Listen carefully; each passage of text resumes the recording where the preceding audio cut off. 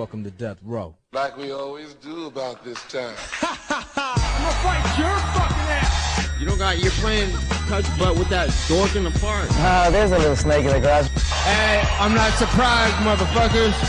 No forget Jesus, people! I'd like to take this chance to apologize to absolutely nobody!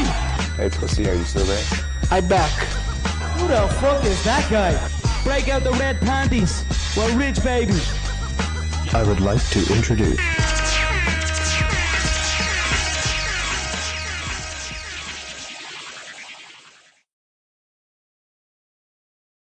Show episode 50. In this show, we will review UFC ESPN 32 Lewis vs. Olnick and preview UFC 252 Cormier vs. Stipe 3. I am your host, Mike Copenaver at Don't Cope Just Win on Twitter, joined by a special guest and co-host this week, Mikey Gilz at Mikey Gilz on Twitter. So go and give him a follow and a like. He will also be giving us some insight on DraftKings and some things that we don't normally do here on the MMA for Money show. So it'll be some good insight for you fans who do DraftKings and care about those salaries and things like that. So, but how are you doing, Mikey, tonight? Not bad. Here we are. I made it from subscriber to provider. Started from the bottom. Now we're here. We're going from Bob, your favorite garbage man who delivers the good picks, to me, your favorite mailman who delivers the garbage ones. Let's go. Let's go, dude. Well, pleasure to have you here, man. I'm thankful to have you as a guest while Bob is over on vacation with his wife.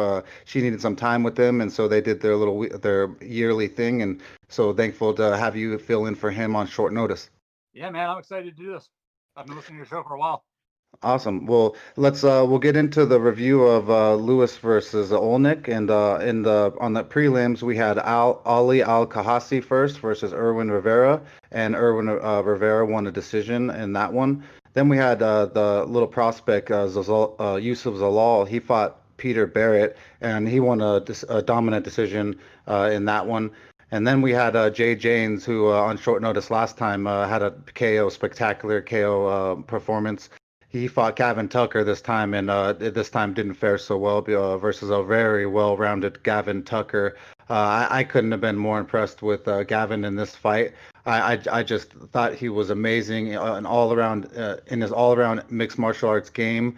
I thought even when he faced adversity and got knocked on his butt, I believe one time versus Jay James, he pushed through it and it just persevered and seemed to just show that veteranness. And it's sad that we don't get to see him as much as I would like, because I was a fan. I've been a fan for a while, but when you only get to see him once in 3 years, he kind of has that old school Dominic Cruz little ailments where he just pops in and out of the UFC. So hopefully we'll get to see a little bit more of Gavin Tucker here in the future, especially with this weird COVID situation. He got a victory by a rear naked choke in round 3. It was quite impressive.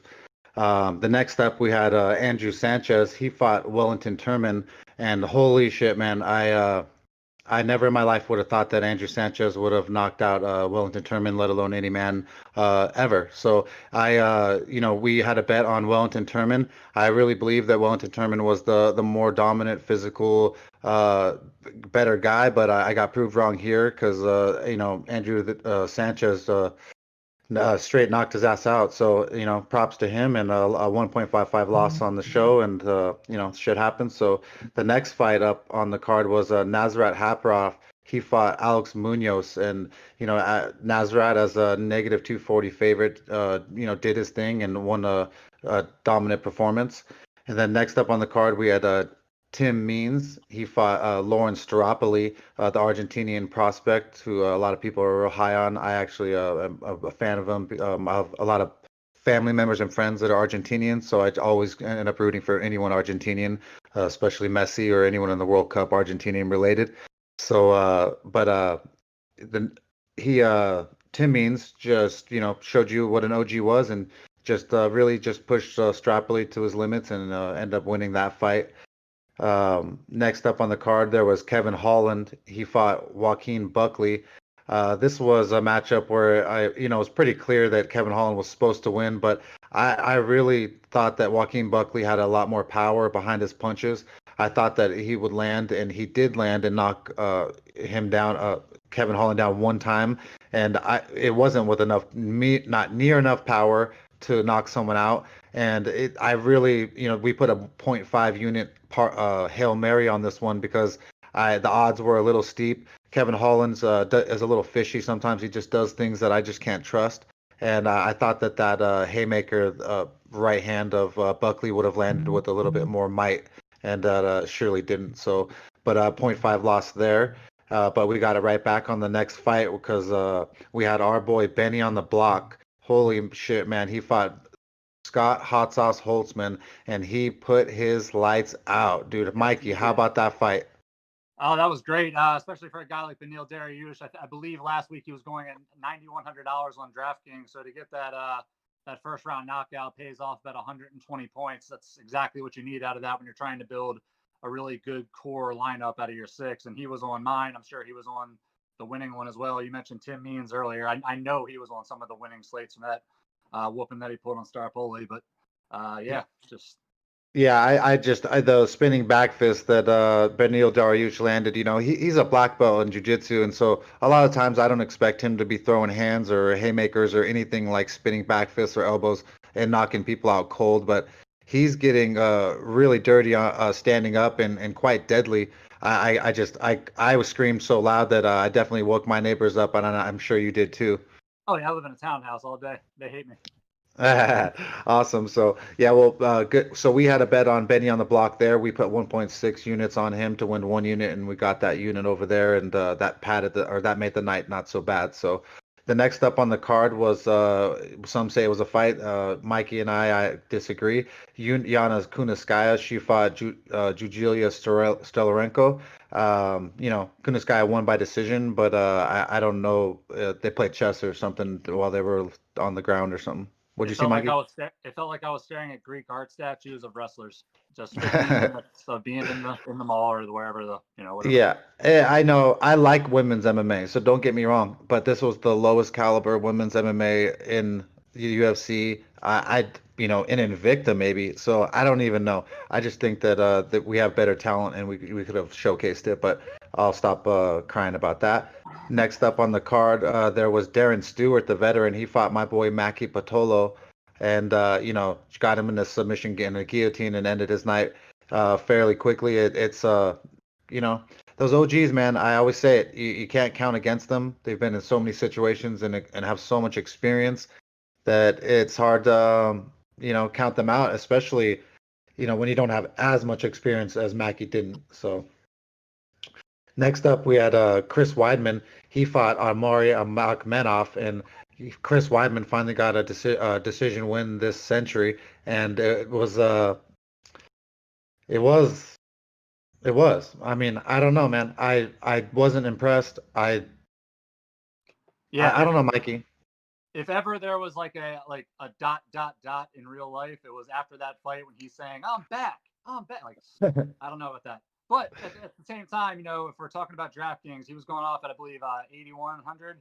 So for him to get a decision win, he, except for the last round, when he was just trying to get the victory, he actually did score a few points, and you'll take that in the middle of your lineup. Nice. Well, at least he paid off for those people who did put him in their lineup. So I'm sure there's people cheering for that. And so that's why DraftKings could be fun for a lot of people. And I guess it doesn't cost too much money. So go over there and get yourself a membership or whatever it is you need.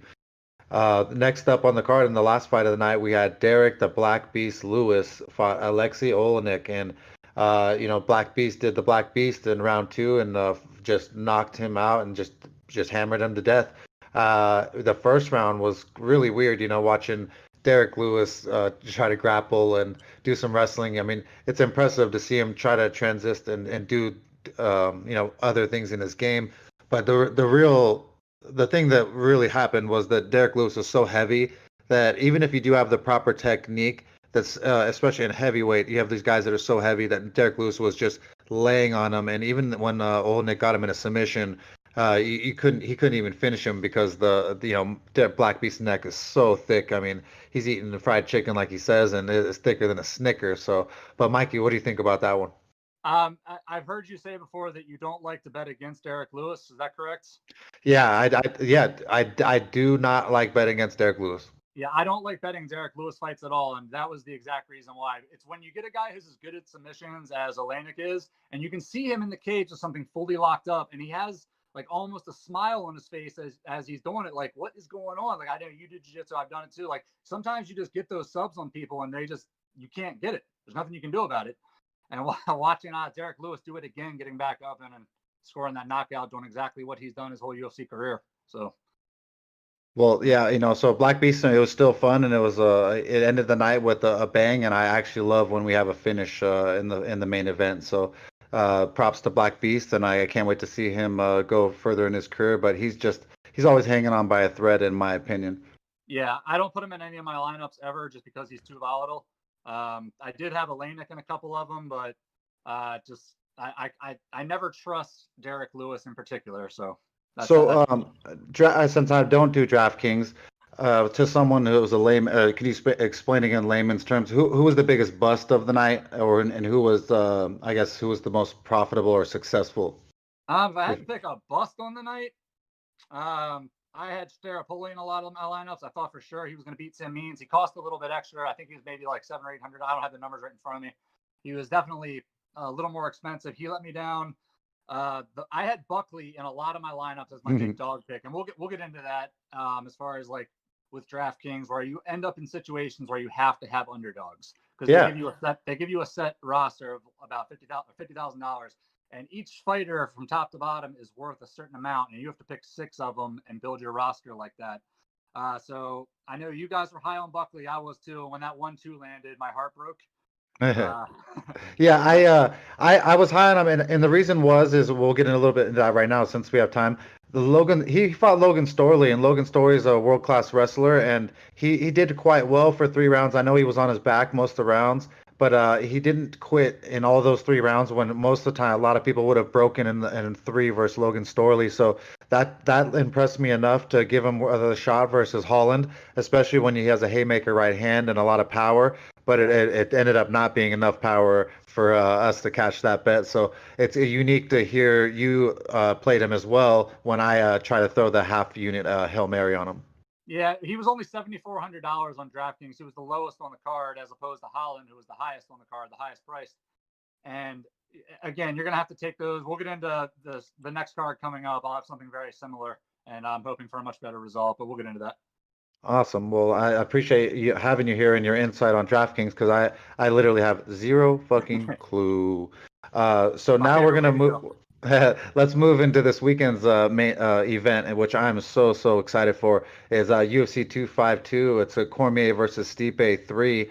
I couldn't be more excited for a trilogy. This is finally one of the ones that really makes sense to me. I actually love both fighters. I was a former first responder, EMT at Los Angeles, and so I know quite well how hard Stipe's work ethic is. I also used to wrestle, and I do jiu-jitsu, and so I know how hard Daniel Cormier's work ethic is. So I love both these guys. They're both great role models, and I can't wait for this one. And so it's going to be really exciting. What do you think about this one, Mikey? Stipe versus DC is a unique card for me, especially I'm looking at their prices right now. Stipe is going at $8,200 on DraftKings. Daniel Cormier is going at $8,000. There's a lot of questions going into this fight, but if you're talking about who I want to play and why, it's weird because in the actual fight, the win-loss, I think Stipe is actually going to win the fight. But who I'm going to play more on my cards in DraftKings is going to be Daniel Cormier, and that probably doesn't make a lot of sense. But if you look at what happened with Daniel Cormier in their last fight, I think this one's going to go one of 2 ways. Either Daniel Cormier is going to get the takedowns that he keeps promising people, and he's going to beat Stipe up for 5 rounds, in which case he's going to cash out a lot, or his plan fails. Stipe starts to take over, and they get into another complete war, and then he pays off that way. I mean, DC lost his last fight and paid $101 on DraftKings compared to Stipe, who won and paid off 116 points. I mean, there's not a lot of difference there. And if you're telling me that I can get Daniel Cormier for $8,000 and I can spend those extra $200 on another fighter that has a better chance to win, I'm on that all day. Well, that totally makes sense, and we'll get a little bit more into that when we get into the main event then, and we'll make it a lot more fun.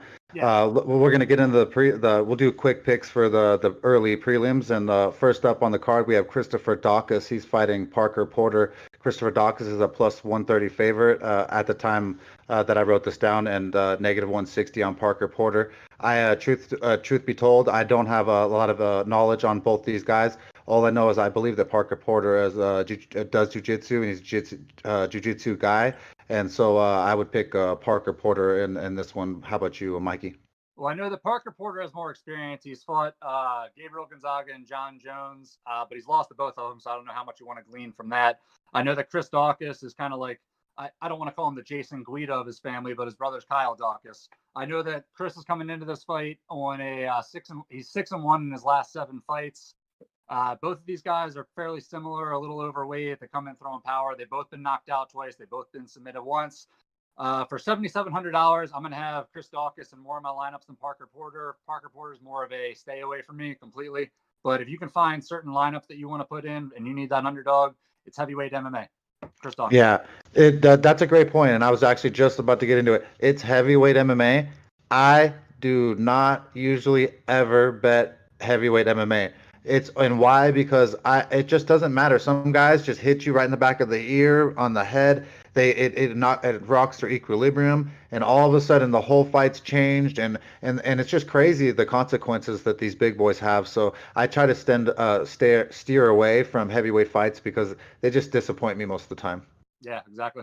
So next up on the card we have TJ Brown, who was a negative 205 favorite at the time, versus Danny Chavez, who's a plus 175 underdog. Who do you have on this one, Mikey? Again, it's another unique one. There's not a lot of tape out there on Danny Chavez. What I know about him is the Global Legion FC champion out of Florida. He took about 2 years off, but he's won his last 3 in a row, all by first round stoppage. So if you're looking for a guy that could pay out big, it's $7,400 on DraftKings. You know, he's plus 175. He's not favored, but the big knock on him, from what I know, is that his competition isn't good. If you look at his last 3 opponents, their records are terrible. But you look at TJ Brown, he's only in the UFC because of his Dana White show fight. And before that, he also won 3 coming in. But the records of those fighters were 5-6, 8-19, and 5-5. So he wasn't a world beater either. TJ Brown probably might win the fight. But if you want to take a couple of shots on anybody, I'm not paying $8,800 on TJ Brown with his cardio issues like he showed against Jordan Griffin. So maybe Danny Chavez, maybe nothing. Yeah, I agree. I think that if you want to have some fun, you could flick a little bit on the TKO KO prop of Chavez, but TJ Brown's going to win, so I won't get too deep into that one. Next up on the card, we have Felice Herrig. She's fighting Vilna Jandiroba. Felice Herrig is a plus 220 underdog, and Vilna is negative 280. You know, this is a weird women's MMA one. I usually have a good feel for it. I don't like the price of Vilna. The negative 280 is just too steep. With a little bit of, Felice has been around in the MMA for a long time. She does have a lot of a skill that she's gained in that time. So I can't say I'd want to fade her instantly. And so I don't know who I'd pick on this one. And so with that one, I would go with the underdog at the plus 220. Would take Felice Herrig. How about you, Mikey? I don't know if I want to take Vilna just because Herrig is so tough. There's a lot of unknowns with her coming in. Felice Herrig just had her knee completely torn apart. So she's had ACL surgery. She had to fix her MCL. But then while she was recovering with that, she actually had microfracture surgery, which she would tell you affected her even worse. The thing is, Felice Herrig has never been submitted in her entire career. She's fought the cream of the crop. I think she can make it an ugly fight.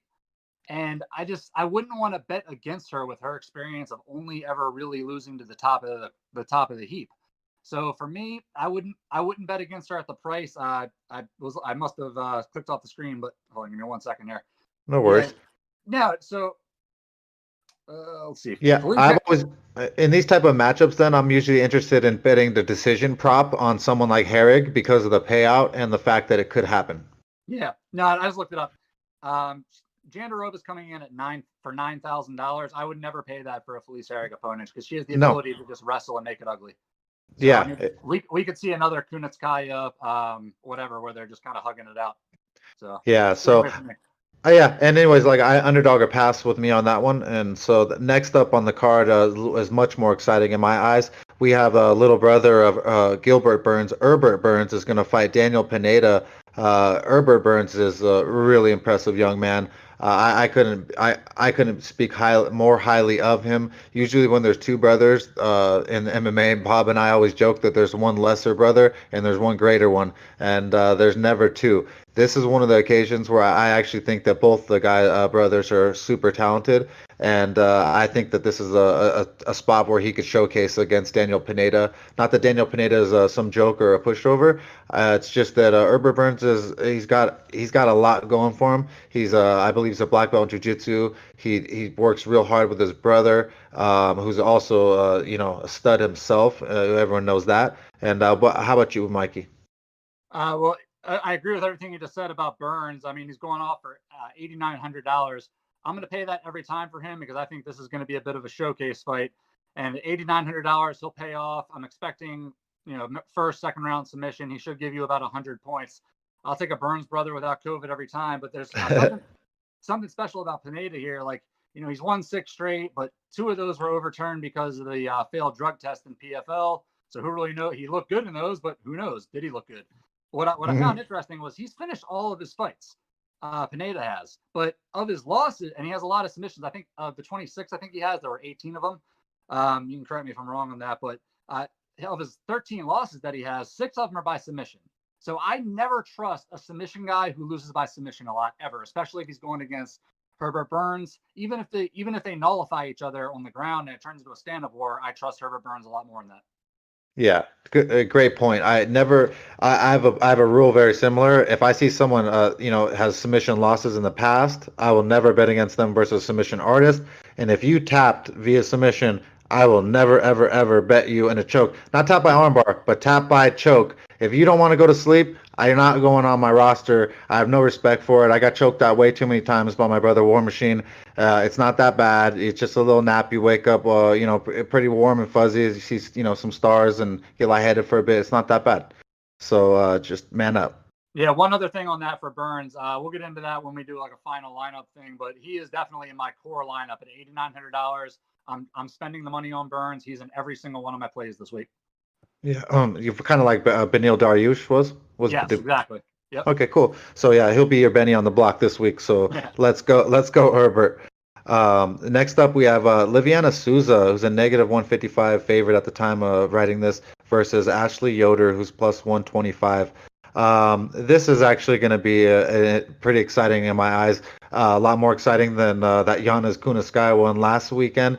I think that in the sense of that Souza's pretty dirty and Yoder isn't as dirty, and so someone's going to get hurt in my eyes. And I think that it's going to be. I think Liviana Souza is going to do whatever she wants to Yoder, but that's my opinion. What about you, Mikey? I mean, Souza, former Invicta champ, you become a champion for a reason. She's obviously better. And the question for me on my end with DraftKings, is she worth the point? She's coming off at 8,600. Yoder's a bigger fighter, 4 inches taller, 6 inches of reach, smaller cage. I don't know if that helps because you're going to be going in on your opponent. They're already going to be underneath you. I don't know. Souza averages 65 points, and to me, that's just not enough for 8,600. I'm not willing to pay that. That's a stay away from me. I don't believe Yoder has a chance in this fight at all. So for her at 7,600, she's not going to be touching any of my underdog picks. Yeah, a great choice, and that's a great example of just I don't even need to touch it. Sometimes you don't need to touch things. Don't force hands. You don't need to bet always. Some people bet too much. Too many plays, and it gets a little ridiculous. So, but that's just my opinion. Next up on the card, we have the OG Jim Miller versus a boy from my hometown, Vince Pichel. I cannot wait for this one. I mean, we have, I believe Pichel is a brown belt over here at Simi Valley Street Sports. If not, he might have got promoted to a black recently. But either way, he's really well-rounded on the ground. He's been a great street fighter even since we were young here in the streets. I know that quite well, roaming around my brother and doing things we shouldn't have been doing. And so Vince Pichel is tough as hell, tough as nails. But this is a tough one for me, man. If Jim Miller was going to stand and just bang and be reckless and be young and dumb and be kind of like my Vince Pichel. Vince Pichel had have a good chance knocking him out standing up, but I think that Jim Miller's way too crafty. I think that he has way too much skill. I think he's been on the ground with equal or greater than my boy Vince Pichel over here. And no disrespect to anyone over here in Simi Valley Street Sports or anyone around these parts. It's just it is what it is. I think there's going to be there has to be a little bit of shell shock, or it's got to be weird. You're facing Jim Miller across that cage, and you grew up pretty much watching him while you trained. So I think that Jim Miller is going to be able to win this one, possibly by a submission on the ground. But what do you think, Mikey? Yeah, I agree with you. I think Jim Miller's going to take it, and at $8,300, he is again with Herbert Burns going to be a core part of pretty much all of my lineups. It's weird because you think of Jim Miller, right? He's 36 years old. He's been around forever. The natural thing is to assume he's the older fighter. It's not the case here. Pichel's actually 37. He's a year older. And not just a year older, but he hasn't fought since December of last year because he just had hip surgery. And I don't know if you're a wrestling fan like I am. I just watched the Undertaker Last Ride documentary. You don't look good coming after hip surgery. You know, you get that short match against John Cena. It doesn't work out for you. But you're looking at just fight specific for these guys. You know, I'm looking at it. Pichel is a 22% takedown defense. That's not going to work against Jim Miller, especially in the first round when he comes out fresh. As the fight goes on, Jim Miller, you know, he'll fade a little bit. But in that first round when he's dangerous and he's like on the hunt for that kill, man, for $8,300, I think that's a pretty good price tag for a first round submission, getting about 100-something points. So yeah. that's my pick. Yeah, like I said, no disrespect to Vince Pichel over here, but it's Jim Miller, man.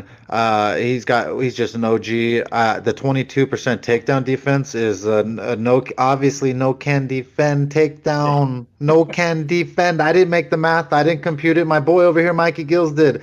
At Mikey Gilz on Twitter. Get at him. He's my boy. Well, if it's wrong, blame where I read it. So yeah, and if not MMA Junkie, blame them. Just because I said so. Next, but it's going to be a great one, and I can't wait for that fight. Next up on the card, we have Magomed Ankalaev versus Ion Cutelaba. Oh no, that one was canceled. That's right. I'm so bad. We'll talk about how sad we are. We were stoked about that fight. We were trying to record last night, and then technical difficulties happened. We couldn't get live good audio and video feed, so we ended up having to cancel and go tonight. So sorry for my mistake on the fact that I should have canceled out of my notes anyways. But I was stoked for the Ion Cutelaba fight versus Magomed. And sad to say it's not happening. But next up on the card, the real fight that we actually have interest in is we have our boy John Dodson, who is a negative 235 favorite versus Merab Dvalishvili, who's plus 195. Is that the right odds right now, Mikey? It seems weird. Is it? I have it as 155 and plus 155 for Dodson on mine, and negative 175 for Dvalishvili. But okay, so no, sorry, so 155 for Dodson. Yes. Okay, so negative 155 Dodson, and then Merab is the underdog.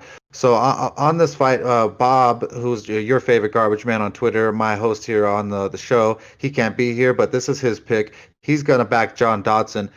He just believes that he's just got more scramble ability.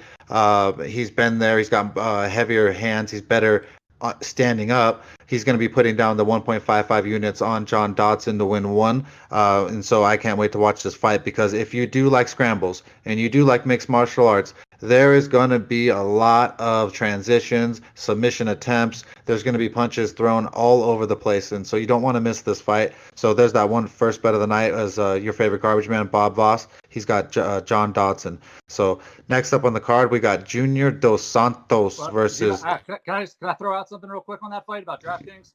Oh, hell yeah. All right, so I'm disagreeing with you a little bit on this one, because I actually think that Dvalishvili is going to be I think he's walking away with this one. No worries. It was it was Bob. He's my boy. Fair enough. I just think the smaller cage, he is so aggressive with these takedowns, and let's see. I'm looking at his DraftKings points. His average is 107, and for $8,700 to have 107, but that's not even the crazy part. I'm going to read to you what he did in his last fight. 173 points in DraftKings. 173 points. That was his 12 takedown fight. That's crazy, right? That's one of the most insane things you'll ever see. If you're going to tell me that for $8,700 I can get 173 points, like that's Connor territory. That's baby, we done it. Baby, we done like you get red that, panties over. Like you can not start somebody else and still win that night with getting 170 points. But even before that, you're looking at like 120s, 105, 102, 92. This guy is a proven scorer, and it's going up every single time. As good as John Dodson is, as fast as he moves and all that, it is the smaller cage. And I think when he fought Mighty Mouse is able to just throw him down over and over and over again. I think we're going to see that again, this weekend. So for that, I mean, for 8,700, that's again part of my core. If I'm putting 4 people that are going to stay there the whole night, he's one of them. Yeah, and we've been fans of Merab for a long time and betting on multiple times in the cash. I like his wrestling and his scramble ability. It's not that he doesn't have it. What the thing that I believe that Bob doesn't see is Merab doesn't have the best striking, and that's why he does take you down so much. He has to take you down to make sure that he doesn't ever get exposed in his striking. It's not that it's not bad. It's just the fact that he's a world-class wrestler. He loves to throw people down and get them on the ground in his territory, and that's not against him. Same thing as Khabib, right? Khabib's not trying to be the best world-class striker. He's trying. I mean, he's trying to be great, but he wants to get you on the ground and pound your lights out and submit you because that's his realm. He knows he's not a knockout artist in the sense. So, but John Dodson's striking to me is better than Merab's. But like you said, we're gonna have a war here, and it's gonna be fun. So either way, I can't wait for this one. And so you guys make sure you don't miss it because there's gonna be scrambles and scrambles galore. Next up on the card, we have Junior Dos Santos versus Jairzinho Rozenstruik. I just cannot wait for this one. I mean, Junior Dos Santos, he's one of the best boxers of the bigger guys ever. I've tried to bet on him bet against him multiple times and fade him when I thought he was done or he didn't have it, and I've learned my lesson. He'll implement something new or start boxing again and do a 3-round boxing performance like he did with Ben Rothwell. He just ends up impressing me more than he should at this age, but this time he's facing someone who I think is a lot meaner than he's faced in a while, and I don't know, man. What do you think about this one, Mikey? I think that this fight comes down to one simple question. It's who deals better with a loss, and who deals better with the severity of a loss. Junior Dos Santos, I don't mean this in a mean way, but he's dealt with losses before. He knows what it's like to get knocked out. In fact, he's coming off of 2 of them. Rozenstruik might actually still be asleep. I mean, he got knocked out less than 3 months ago, one of the worst knockouts you will ever see in your life. And now he's lost in kickboxing before, extensive kickboxing career. I understand all that, but he didn't get knocked out in kickboxing. He got knocked out by Ngannou, Killed. And when I look at how he's faced against other top strikers, I mean, he lost every second of that Alistair Overeem fight right up until the last one. And yeah, he made his face explode, and that's cool and all. But Overeem wasn't even out. He was still moving around on the ground when the ref stepped in. So I'm not convinced that what did that fight have left? Like a few seconds, maybe like 4 or 5. Yeah. I don't even remember exactly what it was. But for me, Junior Dos Santos at $7,800 with the technique, with what he has, and all the unknowns about Rozenstruik with the head injury. At 8,400, I'm not touching him on most of my cards. JDS is a much bigger play for me on a lot of mine. So Junior Dos Santos, $7,800, give it to me.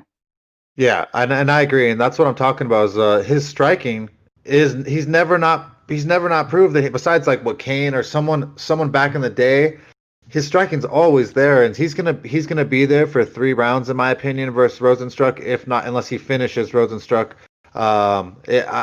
But I think he could just do a decision win. He could just school him. I think Rozenstruik will be gun shy. After getting hurt from someone that badly, you would be a fool not to be somewhat gun shy or like not wanting to get hit in the sense, defensively. He's going to be super defensive. It's going to hurt his offense. Junior Dos Santos is going to be hard to hit. He still moves well. He implements game plans well. I like him here too. I think he's the better pick here, so I'm going to favor Junior Dos Santos in this one. Yeah, and one more thing, just talking about how people react to losses. You look at JDS's Instagram. That boy is in shape right now. He's in the best shape of his life. So he's on roids. Found that new doctor. He found that. You look at that, like if you're the best way to recover from a loss like that, like Curtis Blades took him, like he dropped him, took him out on the ground. But the best way I think to build your confidence back up is to get into that super shape. I think he's going to walk into the octagon just full of himself. I think he's going to teach him a lesson. Bro, go to the IG. He looks ridiculous for his age and for someone who's been through the wars that he has. So I just think that this is a kind of a gift for you there. Next up on the card is Sugar Sean O'Malley versus Marlon Cheeto Vera. Oh man, dude, this fight, it's gonna be fireworks. This is going to be possible fight of the night, depending on Cormier Stipe's in the end. I cannot tell you how excited I am to see Sugar Sean O'Malley.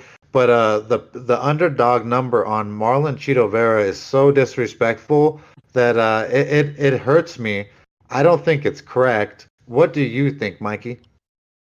It's definitely the biggest test of O'Malley's career. I've missed hype trains before. I missed the Conor McGregor hype train. I didn't get it until after the Poirier fight. I'm not making that mistake this time. $9,200 in DraftKings is about as expensive as you can get. But you know what? First two first round knockouts since he came back. Those 2 years that he had off might have been the best thing. He came back, he filled out, he looks like a grown man now. The way that he switches stances, I mean, he can throw the kicks that he throws. I think are going to set up a lot of punches to the head, just like they did with Eddie Wineland. He throws a lot of those push kicks with the right kick, a lot of head kicks with the left. He's 3 inches taller, 2 inches of reach on Vera. I'm not taking anything away from Vera. I'm just giving the reasons that I think Sean O'Malley is going to take this. I don't have him in all of my lineups because he's $9,200, but I only have Vera in 1 or 2 of my lineups because he's at $7,000. The confidence I have, even at $9,200, I'm still willing to lay a lot of money on him. Yeah, I just don't, with money at the price he is. I think it's a steep. I'd like him to be like negative 180 or something like that versus Cheeto, something bettable, where you could slam him a little better. But I love Sugar Sean O'Malley. I want him to win here. I think he will win here. But I just think the disrespect for Marlon Cheeto Vera is a little strong there. I think that's going to be a little bit more of a fight than others think. But I hope not, because I love Sugar Sean. So I hope he gets a spectacular finish.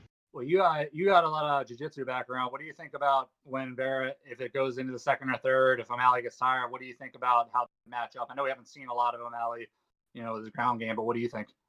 Well, I mean, Sugar Sean O'Malley is always, volunteering and doing a lot of jiu-jitsu tournaments. Even when he couldn't fight, he's always doing competitions.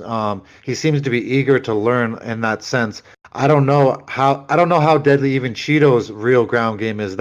We're gonna find out a lot of questions this weekend because I just like Cheeto Vera a lot. I think that he's a pretty well-rounded fighter, but he does have some thinner legs that could be vulnerable to lower leg kicks and stuff like that. And I don't like that because I have smaller legs and I don't want anyone fucking kicking my little chicken legs down there. So stay the fuck away from him. No offense, Cheeto. But I think that the Sugar Show is going to keep steaming here, and I hope so because he's a lot of fun. Yeah, for sure. I'm rolling with him. Yeah, so in the main event here, we have DC Daniel Cormier versus Stipe Miocic.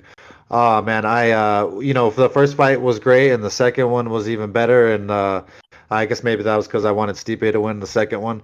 But it's on this fight, I just think that DC's heart is he's not that he's out of MMA, but he's got so much and so many endeavors and so many things going on that sometimes it's distracting when DC or Cormier, he has a when Stipe has, he's a firefighter, but we all know firefighters get time. They get time to work out. They get time to rest. They get time to recover. They get a lot of good treatment. They get good food brought to them from the community.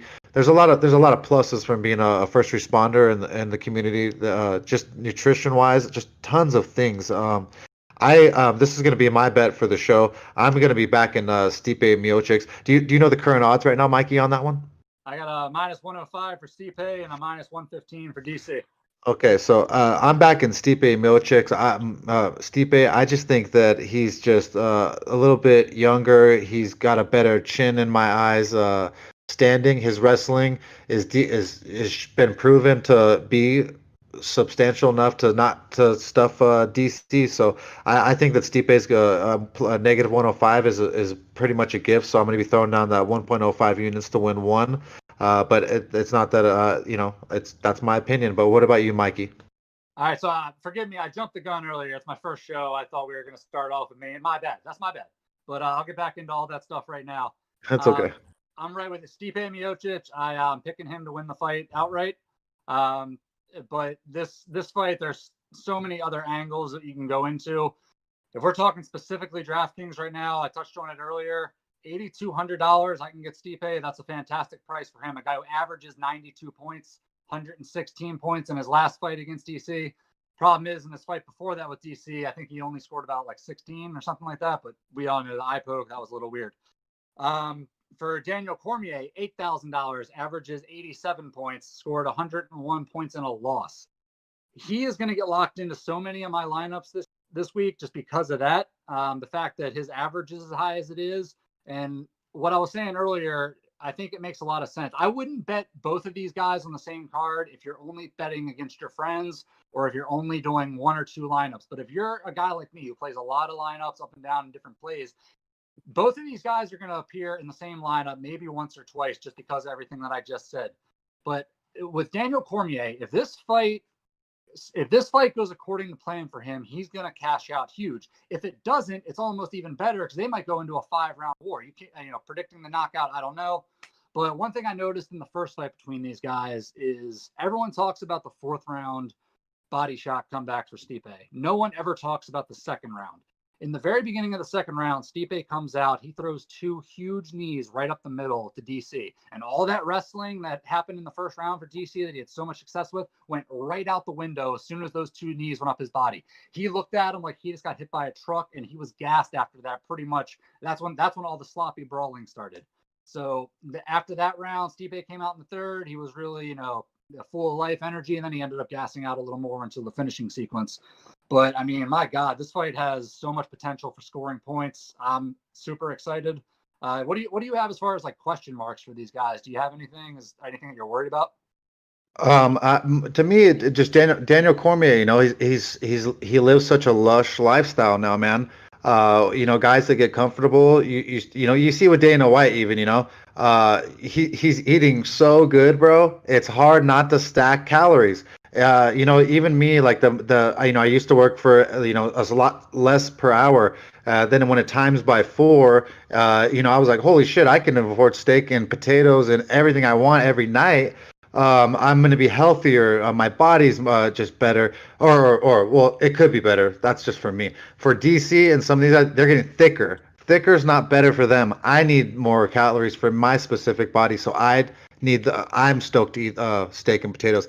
But for DC, he can't be eating whatever he wants and enjoying all these beautiful things that I like to enjoy, like fried chicken and all the wonderful things that you want to put in your mouth that aren't necessarily good for your body. I don't know what DC's been eating all COVID long. I know I've been doing things that I shouldn't have been all COVID long.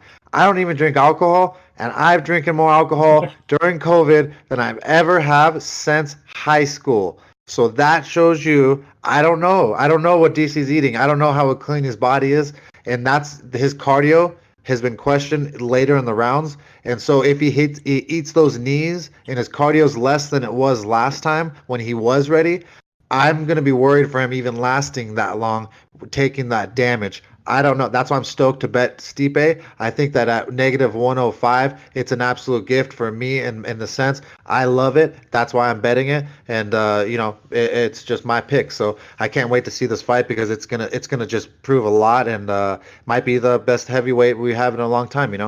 Yeah. Plus with DC, I mean, I want to touch on the eye injury for Stipe, but before we get into that, you can't ignore that history is against DC right now. The older fighter who loses the 2nd fight, goes into the trilogy, almost always loses that fight. And not just that, I mean, not for nothing, DC historically throughout his career, kind of always that second place guy, the college, Olympics, going into MMA, even at 205, he was never like, the real champ. Yeah, he beat Stipe, but let's be real. It was after an eye poke. It was in the clinch. Who knows? Like, I don't know. I don't know if I give that as much weight as I give the Stipe's win over him, Yeah, I totally agree. Yeah. It is the smaller cage, though. He has the ability to push him up against it. He has the ability to take him down. At 41 years old, he might have been up over 260, though. He's probably been trying to lose weight this whole camp. I haven't seen him like with his shirt off yet at the weigh-ins, but it's hard for me to believe that he's in better shape at 41 than he was pre-knockout at 40. For me, it's gonna be a Stipe night. Well, awesome, man. Well, it's just been a pleasure having you. I'm so stoked that you were here and joining me for this event. Thank you so much for doing it last minute. We will be back next week to preview the UFC Fight Night Munoz versus Edgar. Don't forget to subscribe to us on your platform of choice: Apple Podcasts, Spotify, Google Podcasts, Overcast, Pocket Casts, RSS feeds. Remember to subscribe to us on YouTube for both length shows as well as for smaller tidbits of the show. Like, comment, and share it to spread the word. And with that, let's roll. Let's go.